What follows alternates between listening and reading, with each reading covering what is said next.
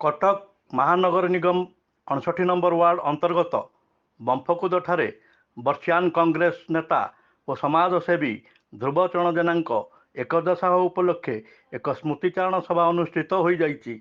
उक्त स्मृतिचारण सभारे पूर्वतन विधायिका विजयलक्ष्मी साहू, कांग्रेस नेता सुरेश महापात्र, प्रशांत महांती, कृष्णचंद्र भोई, अमूल्य बारिक, इन्स्पेक्टर मनोज रोशन बिलुंग, शेख करीम समेत विभिन्न राजनैतिक दलर प्रमुख व्यक्तिविशेष जोगदे स्वर्गत ध्रुवचरण जेना कर्ममय जीवन संपर्क में स्मृतिचारण करते।